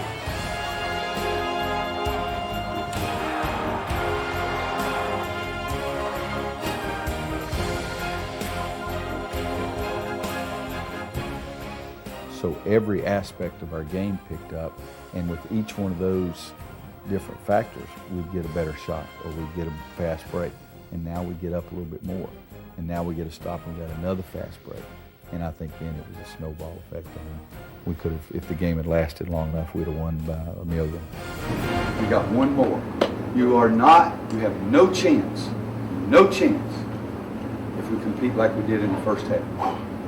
And they have no chance if you compete like you did in the second half. Yes, sir. And this means Chance, baby. that you've got a chance. The way we competed in the second half, I'll give other than my family, I'll give anything in the world if we compete the way we did in the second half. I don't care if we win, I really don't. But if we compete the way we did in the second half, other than my family, I'll give anything in my life. The Tar Heels were eyeing the ultimate prize in St. Louis. But before they could vie for a national championship, they had to wait, enduring claims that this was a game of Illinois' team versus the Tar Heels' talent. It was billed as a championship game to remember. For Roy Williams and the Tar Heels, it would be. People had to find a way to describe us. You know, we were having success. So, okay, let's, you know, everybody wants to be labeled. They want to give someone a label. So let's just say they're a talented team. We got all the clippings from the internet and newspapers, and at every meeting, Coach would read them out to us. It's basically saying that, you know, we're talented, but no one plays as a team. We have no chemistry, and everybody wants to get their own time in the light. It was like a slap in the face to what we had worked on for 98 practices. For them to keep saying that we didn't have the chemistry, that we weren't together, like, was just totally preposterous to me. I said it should make you mad, and I want it to make you mad, and I want to shut them up. We're mad. What more do we have to prove, you know, in order for us to be a team? You can't help but to watch ESPN. You can't help but to watch and listen to what people are talking about. I thank those guys. I appreciate them. I don't think they meant to do that for us, but we appreciate those guys. We were just like, what are we going to say to these people after we win? That's an insult to me. That's an insult to my staff. That's an insult to my team. We had something to prove. The Tar Heels were also proving that Final Four pressure didn't bother them. They found ways to keep loose in St. Louis. I think the biggest thing that separated us from all the teams that play in the tournament, that we had fun with it. When we first got there, at the little salute or whatever, you know, guys were uptight, and I was just looking around like, man, these guys act like we played today. So when we went on stage to get our rings and watches, I had my belt on. And I showed the belt, and like everybody just started laughing. The night before the championship game, we actually had a birthday party for Sean in the hotel. Sean's mom like had everybody on the 14th floor and wished him happy birthday the day before. And then we started singing happy birthday to him and like, a little song to him. And I think, you know, that got us over the hump because we were the more relaxed team in the entire Final Four. We were singing, playing around, eating cake, just things like that. We had fun with it. Happy birthday to Sean. To Sean. You are big boy. You are big boy. You and Sean. And you and Sean. Happy birthday. Happy birthday to Sean. To Sean. You know it ain't today. You know it ain't today. It's tomorrow. It's tomorrow. Happy birthday anyway. Happy birthday anyway. So we gon'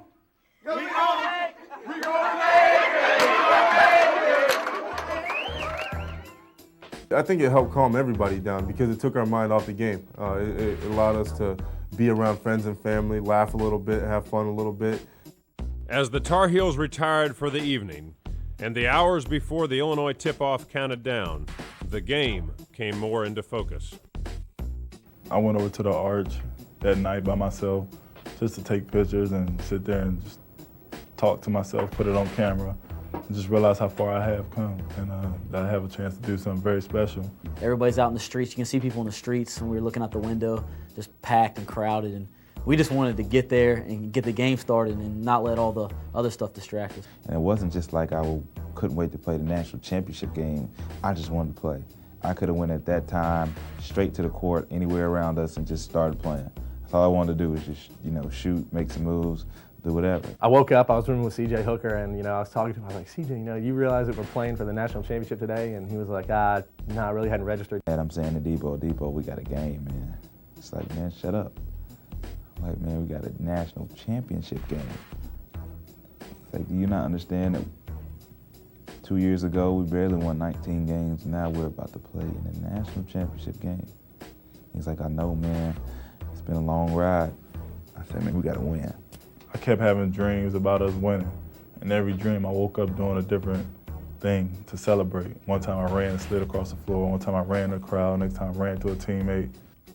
Before the national championship game, I woke up in the middle of the night and I was wide awake and I have no clue. Normally I sleep and I wake up at 7, 8 o'clock in the morning and I'm fine. But the funny thing, I didn't sleep and I wasn't tired. So, whatever reason, it worked out. He was pacing the room. He couldn't sleep.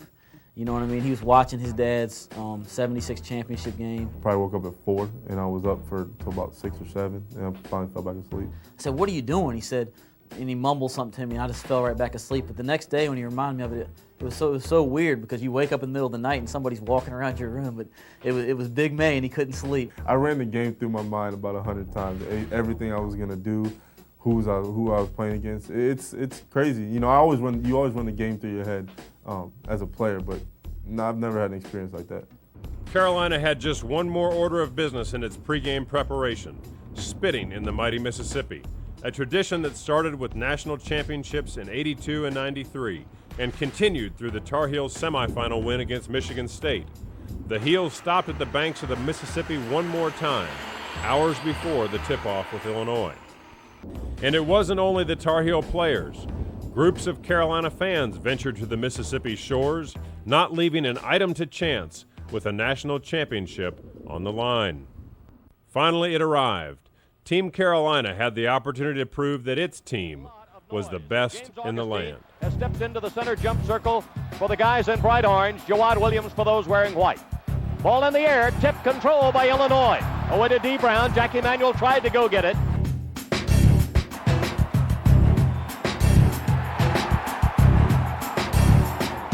Long lead pass to McCants on the drive. Layup is good, and it's 7-2 in favor of Carolina.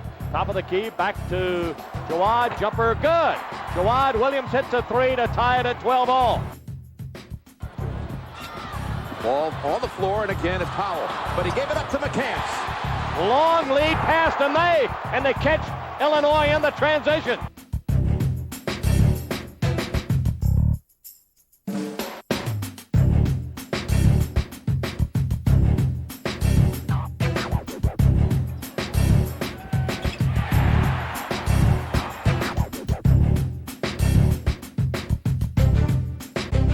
Another offensive rebound, and look from behind at Sean May, cleaning it right out of the hands. McCants, big three. Terrific thinking by May. Instead of giving up the ball, he kept the dribble alive and forced Illinois to go back inside. You don't find many big men that think like that on the fast break. And here goes Felton streaking front court. Down to Rashad, takes the long outside shot. Oh, and it hit the right side of the rim. It didn't go just as the horn sounds ending the first half. So for a third time this year, Illinois is behind at the half. Carolina went ahead at the half, is 25-0. The game kind of went backwards for us because of the simple fact our first half was so great, and then our second half they started making threes, and which kind of brought them back into it. And usually it's kind of the flip side, like a team comes out and sticks with us the first half, and then we blow them out the second half. Comes weak side to Felton, out of the left corner, good for three. Second time Manuel has found Felton weak side. Hooks it instead, open three, big one, head, that's it. Good comeback by Illinois here. Hey, it makes no difference what they're doing. They're making all these shots. It makes no difference. We're still going to control the game. Aaron Williams, another huge shot by Taryn Williams, so cool. Hey, we're okay. Don't worry. Regardless, we're still in control. We're going to determine the outcome. Weak side pass, Jawad open jump shot, good for three. Jawad Williams, third three of the night. 60-53 Carolina. 11:05 to play. Powell, tough shot, but May is there and he jams it down.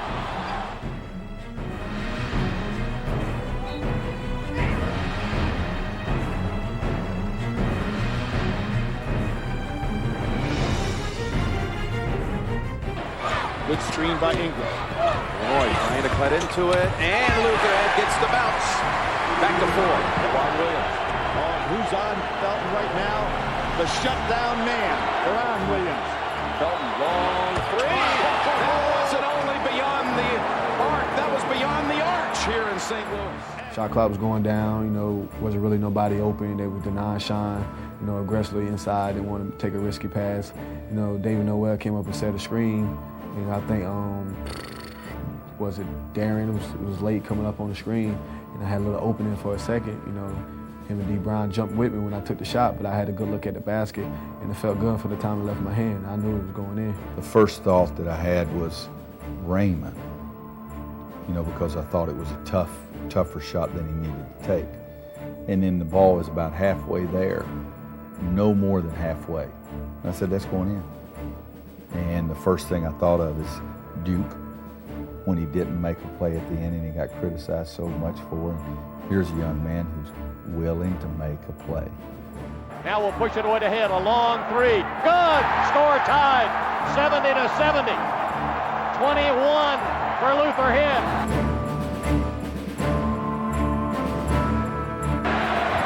These are the possessions that you'll replay the rest of your life. Every single handle, every dribble, every shot. Under 10 on the shot clock. McCants. Great tipsy-do. Tipped up. That was Marvin Williams. Left-handed tip, and he beat May to it. We got to make something happen. Got to get fouled. We got to, attack the rim if we want to get a high percentage shot. So I just drove to try to make something happen, make a basketball play, and I went up and under. Marvin right there in the perfect spot. I knew he was going to try to score, because I was over down the block, and you can just see them shots out and he's going to go. So I went to the other block, tried to do a reverse, and I was able to tip it in. The type of shot he threw up there was a prayer, but sometimes prayers are answered. Off it goes to Head. Jumper for three. No good. Ingram with a rebound. Back out it comes to Head. And we get a whistle and a timeout, Illinois. To Lutherhead for three. Long rebound. Marvin had it. Went out of bounds and still belongs to Illinois. Marvin couldn't control it. And now we get another timeout.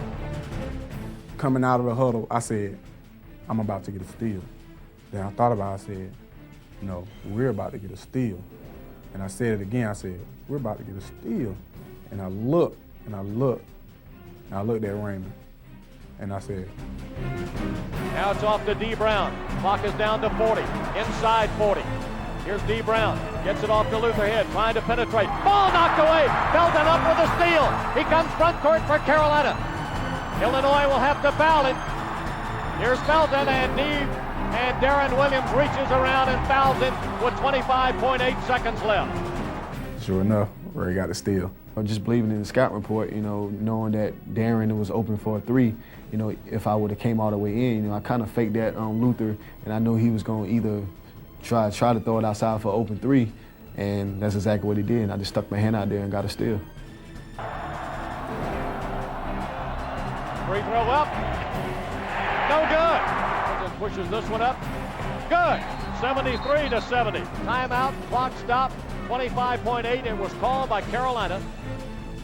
Williams will bring the ball front court for the Illinois Fighting Illini. Midcourt area. Pushes it away to Head. A three to tie. No good. Over the top of the board. Tapped by May. Controlled by Felton. Felton coming front court. He's fouled by Darren Williams. 9.9 seconds remaining. And Roy Williams is calming his players down. Settle down. Settle down. Raymond Felton steps up to the line where he was one of two just moments ago. First one up. Good! 74-70 Carolina. Felton will have another shot coming. 9.9 seconds left. Here's the next one. Good! 70. The Tar Heels are on the doorstep of a national championship. Brown gets it into Williams. Here comes Williams front court. Williams on the drive. Gets it back out to head. Long outside shot. Short rebounded. May! It's over! Carolina has won the national championship!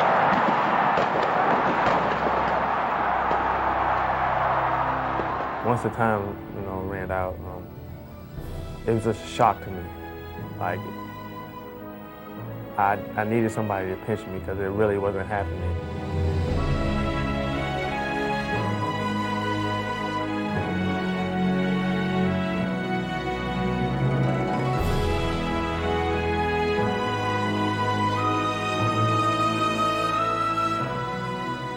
And I look up and you can see the clock, and I look at Sean and he's still got it. He's looking up, and I look back at the clock and I see it go 0-0.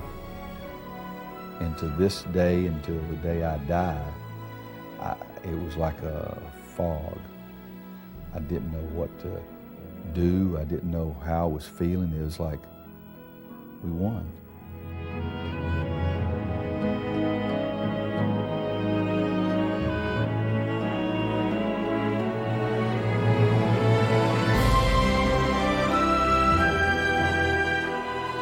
Here comes Sean, and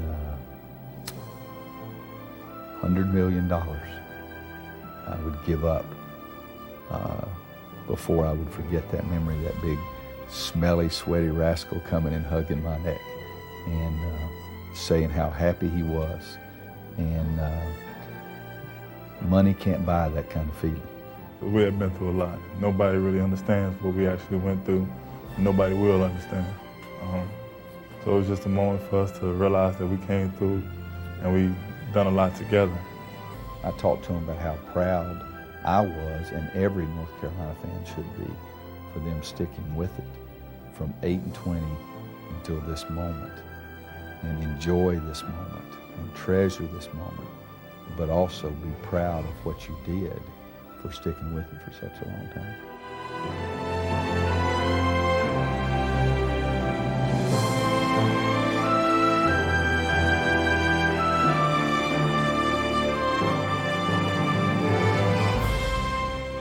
On behalf of the National Collegiate Athletic Association and NCAA President Miles Brand, to present this year's Division I Men's Basketball Tournament Championship Trophy to Coach Roy Williams and the North Carolina Tar Heels.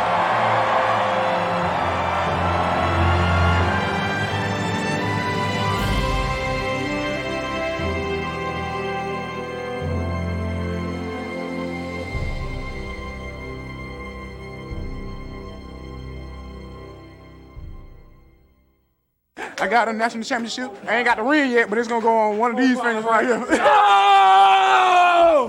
05 national, I left my camera. Man, 05 national champs, that's all I'm gonna tell you. You heard me? You see the net? National champ #1, you heard me? That's all we gotta do. I'll get something to eat in the next 5 minutes. I'm gonna pass out. Come on, you got to laugh. I'm talking about little battery operated. We don't make enough money right here.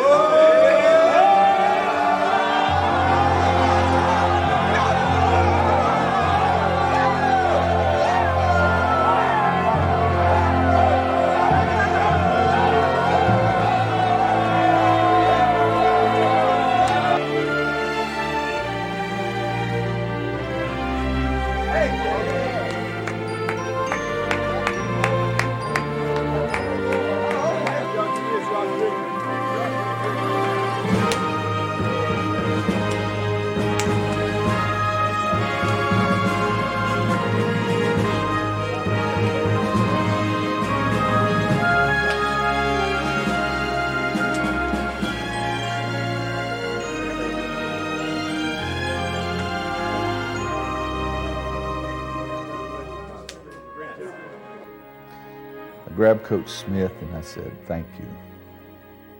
And he said, "No, thank you." And that was something, because I was thanking him for everything, because he's the one responsible for Roy Williams having these kind of moments. It's not because of Roy Williams, it's because of what Coach Smith did for me and shared with me and enabled me to be in that position. And then I turned and there's Michael, and he just said something, I thank you so much for being here. And he said, there is no way that I was missing this, watching you win your national championship. Let's leave out as a team. Watch out, the team coming through. Come on.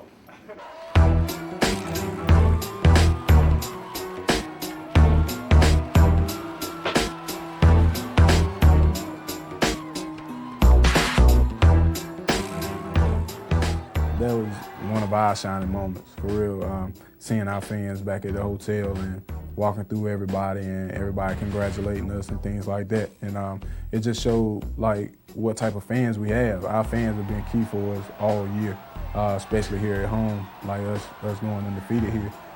They played a big role in that, and hopefully we can continue to get that support.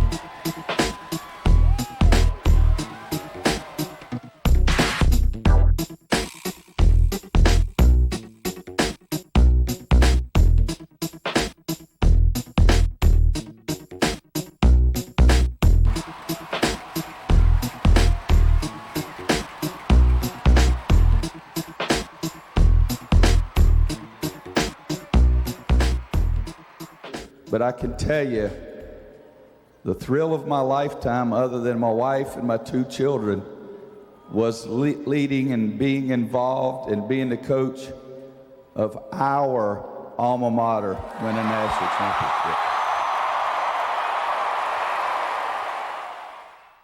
You guys are North Carolina basketball, but you have your moment right now. You have your moment. Be sure to listen to that one shining moment on TV when you get home. We will all have.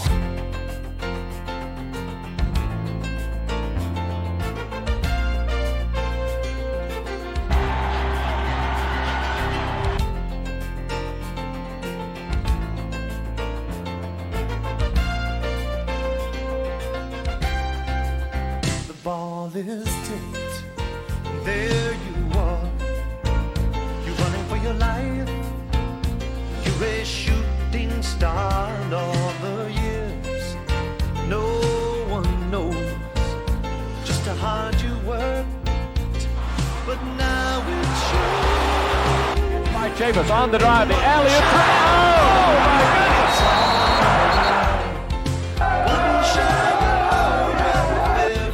Effed him off from the right wing. Misses. Felton with a rebound. Ahead to Marvin. Watch this. Oh! Time is short and the road is long.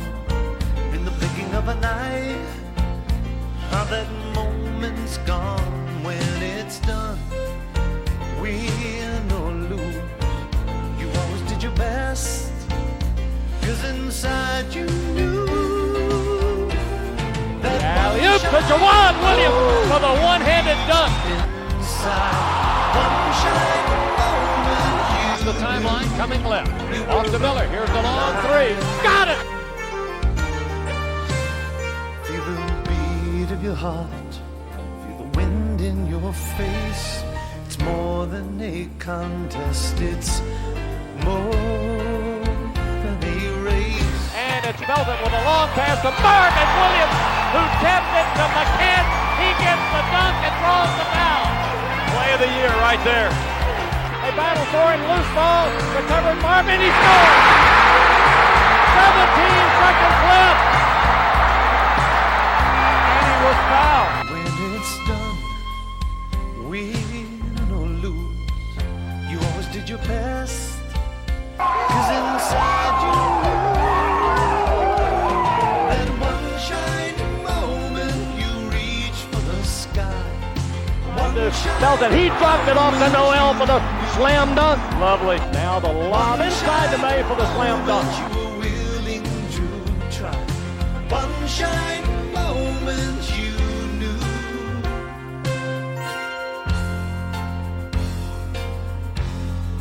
Williams on the drive. Gets it back out to him. Long outside shot. Short rebound. And May!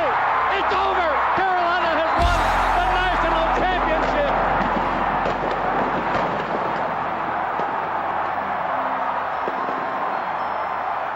Don't even worry. Don't even worry. We're gonna make it. We're gonna make it. Don't even worry. Don't even worry. We're gonna make it. We're gonna make it. Don't even worry. Don't even worry. We're gonna make it. We're gonna make it. Don't even worry. Don't even worry. We're gonna make it. We're gonna make it. Don't even worry. Don't even worry. We're gonna make it. We're gonna make it. Don't even worry. Don't even worry. We're gonna make it. We're gonna make it. Don't even worry. Don't even worry. We're gonna make it. We're gonna make it. Don't even worry.